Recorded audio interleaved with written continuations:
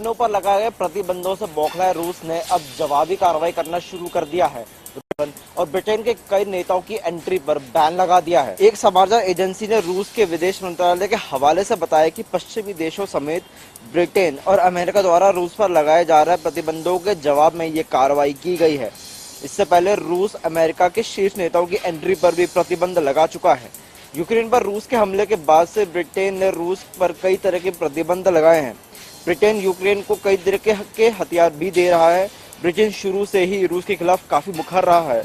यूरोपीय देशों की बात करें तो ब्रिटेन ने रूस पर सबसे ज्यादा सख्त रुख दिखाया है। को बता दें कि ब्रिटेन के प्रधानमंत्री बोरिस जॉनसन ने अचानक यूक्रेन का दौरा किया था। उन्होंने रूस के हमलों से तबाह कीव का जायजा लिया था। इस दौरान बोरिस जॉनसन यूक्रेन के राष्ट्रपति के साथ कीव की सड़कों पर घूमते हुए दिखे थे। जम्मू कश्मीर एक ऐसा राज्य जो हमेशा चर्चाओं में रहता है, फिर चाहे वो अपनी खूबसूरती को लेकर हो या फिर आतंकियों के खिलाफ सेना की तरफ से मिशन ऑल आउट को लेकर हो। जम्मू कश्मीर को आतंकियों से फ्री करने के लिए सेना की तरफ से अभियान जारी है और कश्मीर घाटी से लगातार आतंकियों का सफाया किया जा रहा है। बता दें कि अनंतनाग जिले में भी सेना की तरफ से ऑपरेशन चलाया गया। आतंकियों और सुरक्षा बलों के बीच मुठभेड़ हुई। सेना की तरफ से इलाके की घेराबंदी कर सर्च ऑपरेशन चलाया गया। हालांकि सेना की तरफ से लगातार जम्मू कश्मीर के अलग अलग जिलों में सर्च ऑपरेशन चलाए जा रहे हैं और घाटी के कई जिलों में फ्री कराया जा रहा है। वहीं हाल ही में सेना की तरफ से राजौरी में आईईडी को भी नष्ट किया गया था। बताया जा रहा है कि आतंकियों ने आईईडी को जमीन में छुपाया हुआ था और गुप्त सूचना के आधार पर सेना के जवानों ने आतंकियों की चाल को नाकाम कर दिया। बहरहाल जम्मू कश्मीर से अनुच्छेद 370 खत्म होने के बाद से आतंकियों का सफाया लगातार जारी है, जिसके बाद घाटी में शांति भी देखने को मिली है। हालांकि केंद्र और सेना के उठाए गए कदम को लेकर अक्सर विरोधी दल इस कदम को कश्मीर के लोगों के खिलाफ बताते आए हैं, लेकिन विरोधी और आतंकवादी कितना भी जोर लगाए, कितनी भी अपनी आवाज को बुलंद करे और कितना भी जम्मू कश्मीर पर अपना हक जताए, लेकिन सच्चाई यही है कि जम्मू कश्मीर भारत का था, है और रहेगा। गोरखपुर मंदिर में हमले करने का मुख्य आरोपी अहमद मुर्तजा अब्बासी की मुश्किलें दिन ब दिन बढ़ती जा रही हैं, तो वहीं एटीएस की जांच में भी रोज नए खुलासे होते जा रहे हैं। इस बीच आज मुर्तजा को गोरखपुर कोर्ट में पेश किया गया, जहां पर एटीएस के मुताबिक अहमद मुर्तजा अब्बासी आतंकी संगठनों के लिए फंड इकट्ठा कर रहा था। यूपी एटीएस की ओर से गोरखपुर कोर्ट में लगाई गई यूपी एक्ट की धाराओं में एक खुलासा हुआ है।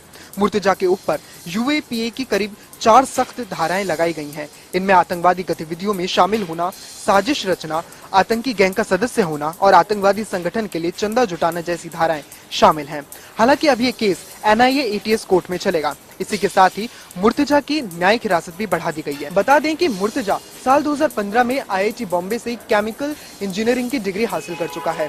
ऐसे में वो 2 बड़ी कंपनियों के साथ भी काम कर चुका है और साथ में वो एक ऐप डेवलपर भी था, जिसमें ऐप डेवलप करके वो आतंकी संगठन से जुड़े लोगों से बातचीत भी करता था, जिसकी जांच भी जारी है।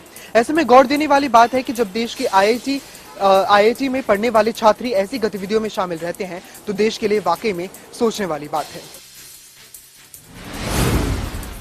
पाकिस्तान के पूर्व प्रधानमंत्री इमरान खान की मुसीबतें कम होने का नाम ही नहीं ले रही है।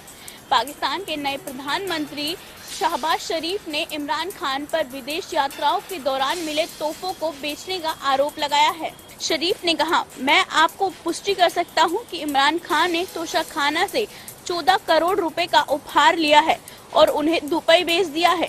शहबाज शरीफ की टिप्पणी इस्लामाबाद उच्च न्यायालय के दायर की गई याचिका के संबंध में एक सवाल जवाब में आई है, जिसमें तोशाखाना का विवरण मांगा गया है। हालांकि पूर्व संघीय मंत्री फवाद चौधरी ने इस दावों का खंडन करते हुए कहा कि इमरान खान पर कीचड़ उछाल रहे हैं। चौधरी ने आगे प्रधानमंत्री को राष्ट्रीय मुद्दों पर ध्यान देने की सलाह भी दी है। विशेष रूप से पाकिस्तान के कानून के अनुसार किसी भी राज्य, किसी भी देश से मिले तोहफों को मुखिया को तोशाखाना में जमा करवाना होता है। इनेलो नेता अभय सिंह चौटाला शनिवार को चंडीगढ़ में मीडिया से रूबरू हुए। इस दौरान अभय चौटाला ने प्रदेश की गठबंधन सरकार को कई मुद्दों पर घेरा। अभय चौटाला ने कहा कि आज प्रदेश में बुजुर्गों की पेंशन आय के आधार पर काटी जा रही है, जबकि ये सम्मान पेंशन है, इसमें आय का कोई आधार नहीं होना चाहिए।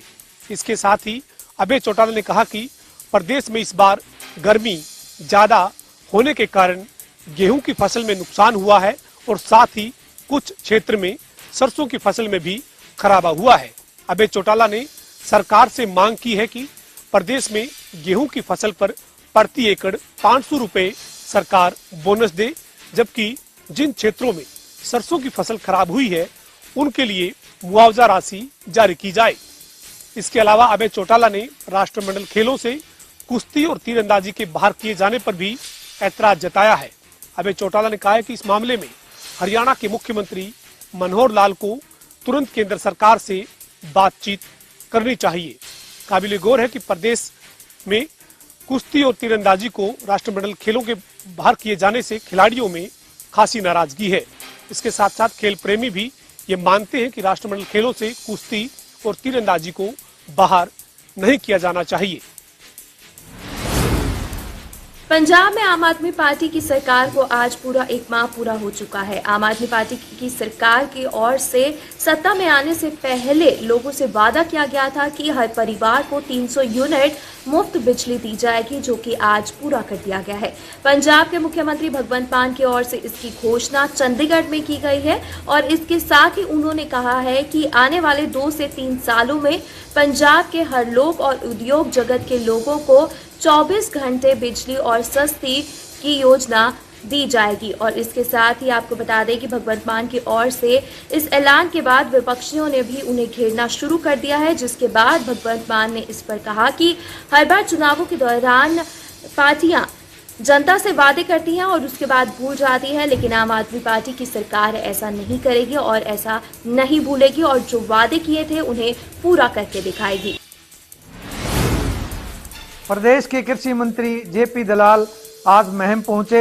यहां काठमंडी में उन्होंने भाजपा कार्यकर्ताओं की एक बैठक को संबोधित किया, जो कि नगरपालिका चुनाव के सिलसिले में आयोजित की गई थी।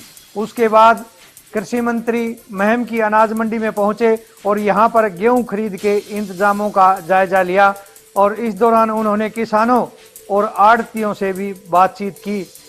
कृषि मंत्री जेपी दलाल ने बताया कि 30 लाख मीट्रिक टन की प्रदेश में गेहूं की खरीद हो चुकी है और उनका प्रयास है कि 72 घंटे के अंदर ही किसान को उसकी पेमेंट मिले।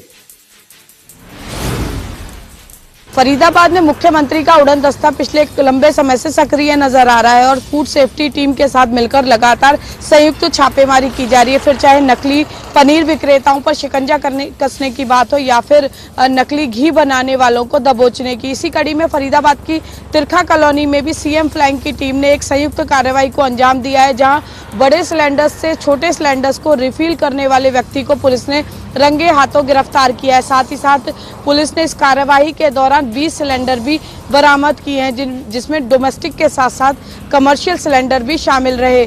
सीएम फ्लाइंग की टीम का कहना है कि इस तरह के अवैध धंधे करने वालों के खिलाफ टीम की यह मुहिम जारी रहेगी। वहीं फूड सेफ्टी विभाग के अधिकारियों का भी कहना है कि इस तरह की संयुक्त कार्यवाही आगे भी जारी रहेगी। वहीं सीएम टीम की इस तरह से सक्रियता से नकली व अवैध रूप से कारोबार करने वालों पर में हड़कंप मचा हुआ है। बंगाल में 1 लोकसभा और 4 विधानसभा के उपचुनाव के नतीजे घोषित किए जा चुके हैं, जिसमें टीएमसी ने इतिहास रच दिया है। आसनसोल से शत्रुघ्न सिन्हा लगभग 2 लाख वोटों के मार्जिन से जीत गए हैं। खास बात यह है कि टीएमसी ने इस सीट से कभी जीत हासिल नहीं की थी, इसलिए यह जीत काफी खास मानी जा रही है। वहीं बालीगंज विधानसभा सीट के पूर्व केंद्रीय मंत्री बाबुल सुप्रियो ने भी जीत हासिल कर ली है। बाबुल सुप्रियो ने ये जीत हासिल करने के बाद एक ट्वीट कहा कि thank you Ballygunge, thank you Asansol. उन्होंने कहा कि मैं आश्वस्त कि न्याय होगा और आसनसोल से अगला सांसद टीएमसी से होगा। ऐसे में बंगाल इतिहास रख चुका है। अब देखना होगा कि बीजेपी की सरकार बंगाल के चुनावों में अपनी थाक जमा पाती है या नहीं। तो ऊना में मेगा कैंप का आयोजन आज किया गया, जिसकी अध्यक्षता हिमाचल प्रदेश के राज्यपाल राजेंद्र विश्वनाथ आर्लेकर और साथ में केंद्रीय मंत्री अनुराग सिंह ठाकुर। आपको बता दें कि इस मेगा कैंप में लगभग 35 से ज़्यादा विशेषज्ञों की टीम यहाँ पर पहुँची। हर प्रकार के टेस्ट, हर प्रकार की सुविधा आम जनता को देने का यहाँ पर प्रयास किया। कुल अभी तक अगर बात की जाए तो 1200 से ज़्यादा रजिस्ट्रेशन जो है वो स्वास्थ्य को लेकर जो है लोगों द्वारा करवाई जा चुकी है। और यहाँ पर कार्यक्रम जो है वो समापन हो चुका है। जो राज्यपाल महोदय हैं वो जाने लगे हैं, पर लेकिन कहीं ना कहीं लोगों का ये कहना है कि इस स्वास्थ्य कैंप के माध्यम से बहुत ज़्यादा लाभ जो है वो आम जनता को मिला है। और उसका कहीं ना कहीं उदाहरण जो है वो यहाँ पर साफ तौर पर देखने को मिल रहा है कि इतनी भारी मात्रा में लोग जो हैं अपने इलाज के प्रति सतर्क होकर यहाँ पर जो है टेस्ट करवाने के लिए और फ्री इलाज का लाभ लेने के लिए पहुँच रहे हैं। दिल्ली की तर्ज पर पंजाब में आम आदमी पार्टी सत्ता में आई। पंजाब सरकार की तरफ से कई वादे किए गए थे, फ्री बिजली, फ्री पानी और सरकारी स्कूलों में सुविधा ठीक करने को लेकर भगवंत मान ने वादों की झड़ी लगा दी थी। तो वहीं उन वादों में से पंजाब के सीएम भगवंत मान ने एक बड़ा वादा पूरा किया। उन्होंने ऐलान कर दिया कि पंजाब में अब लोगों को फ्री बिजली मिला करेगी, वो भी सिर्फ और सिर्फ 300 यूनिट, जो कि उनके मैनिफेस्टो में कहा गया था। बता दें कि 1 जुलाई से पंजाब में 300 यूनिट लोगों को फ्री बिजली मिलेगी, जैसे कि दिल्ली में मिलती आ रही थी। और इसी की तर्ज पर आम आदमी पार्टी ने पंजाब में सत्ता काबिज करी थी। हालांकि विरोधी पार्टियों की तरफ से अब आम आदमी पार्टी पर निशाना साधते हुए यही कहा जा रहा है कि पंजाब अभी से ही कर्ज में है और ऐसे में फ्री बिजली देना आम आदमी पार्टी के लिए एक बड़ी चुनौती होगी। लेकिन अरविंद केजरीवाल हो चाहे भगवंत मान, उनकी तरफ से साफ कह दिया गया कि जो वादे किए हैं वो पूरे करेंगे और आने वाले 5 सालों में पंजाब के विकास के लिए काम करेंगे। लेकिन ऐसे में बड़ा सवाल ये उठ जाता है कि आम आदमी पार्टी ने जो वादे किए हैं उनको पूरा करना बेहद चुनौती रहेगा, क्योंकि पंजाब सरकार के ऊपर अभी हजारों करोड़ रुपए का कर्ज है, जिसको लेकर अक्सर पंजाब सरकार की आलोचना होती रहती है। और ऐसे में आम आदमी पार्टी की तरफ से जो वादों की झड़ी लगाई गई है वो कैसे पूरा करेंगे, ये देखना बेहद दिलचस्प होगा। प्रदेश के मुख्यमंत्री जयराम ठाकुर द्वारा पिछले कल हिमाचल दिवस के मौके पर प्रदेश की महिलाओं को बहुत बड़ा तोहफा दिया गया है। प्रदेश की महिलाओं को सरकारी बसों में 50% तक किराए में छूट दी गई है, जिससे प्रदेश की महिलाओं में एक खुशी की लहर देखने को मिल रही है। साथ ही साथ सरकार के इस फैसले को महिला सशक्तिकरण की ओर लिया गया एक बहुत बड़ा निर्णय माना जा रहा है। के सेक्टर 29 स्थित फ्लोरा चौक पर एक कॉटन वेस्ट की फैक्ट्री में अचानक आग लग गई। आग इतनी भीषण थी कि फैक्ट्री में रखा सारा सामान जलकर खाक हो गया। वहीं फैक्ट्री के अंदर मशीनें भी जलकर खाक हो गई। वहीं सूचना मिलते ही फैक्ट्री मालिक मौके पर पहुंचा और दमकल विभाग को सूचित किया। वहीं दमकल विभाग की करीब 1 दर्जन गाड़ियां मौके पर पहुंची और आग बुझाने में लगी। वहीं फैक्ट्री मालिक के अनुसार उनका 25 से 30 लाख रुपए का नुकसान हुआ है। वहीं फैक्ट्री मालिक ने बताया कि आग लगने का कारण शॉर्ट सर्किट बताया जा रहा है। भिवानी में प्राइवेट स्कूलों ने अभिभावकों को एक बार फिर से बोझ तले दबा दिया है। प्राइवेट स्कूलों ने अपनी फीस में बढ़ोतरी कर दी है, जिसकी वजह से अभिभावकों को और अधिक परिश्रम करना पड़ेगा और अधिक मेहनत करनी पड़ेगी, क्योंकि उन्हें उस फीस को चुकाना होगा, क्योंकि उनके बच्चों के भविष्य का सवाल है। उनके बच्चों के भविष्य को बनाना है तो प्राइवेट स्कूलों की बड़ी फीस उन्हें अदा करनी होगी, ऐसा वे मान रहे हैं। हालांकि उन्होंने इस बात को लेकर के हरियाणा के मुख्यमंत्री को पत्र लिखा है और कहा है कि इस मामले में संज्ञान ले। भिवानी के जिला शिक्षा अधिकारी ने भी इस मामले में कहा है कि उन्हें अभी तक शिकायत तो प्राप्त नहीं हुई है, लेकिन कोई भी प्राइवेट स्कूल इस तरह से बेताशा फीस की वृद्धि नहीं कर सकता। उसके लिए उसे फॉर्म 6 जो है वो भरना होगा पोर्टल पर। उससे अनुमति लेने के बाद ही वो अपनी फीस बढ़ोतरी कर सकते हैं।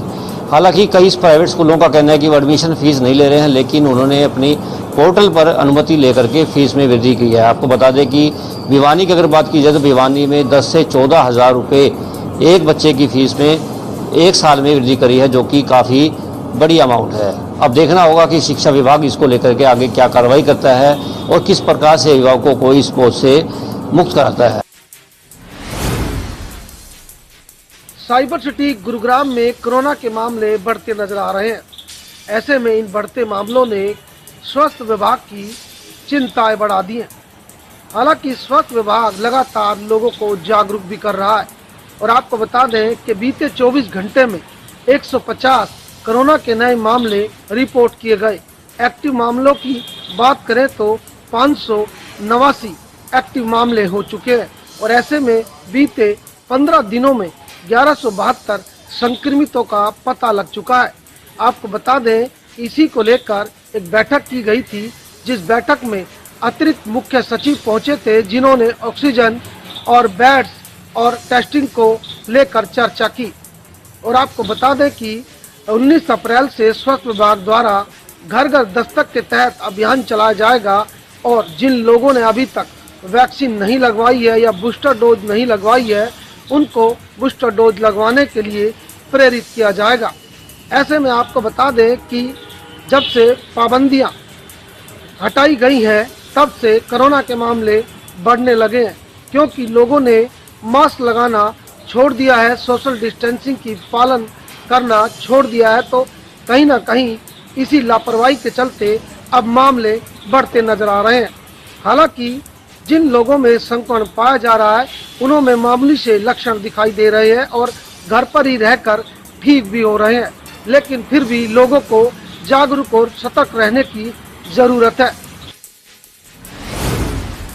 हिमाचल प्रदेश की राजधानी शिमला में लगातार पर्यटकों की संख्या जो है बढ़ती जा रही है। ऐसे में कारोबारियों के चेहरे जो है काफी खुश नजर आते हुए नजर आ रहे हैं।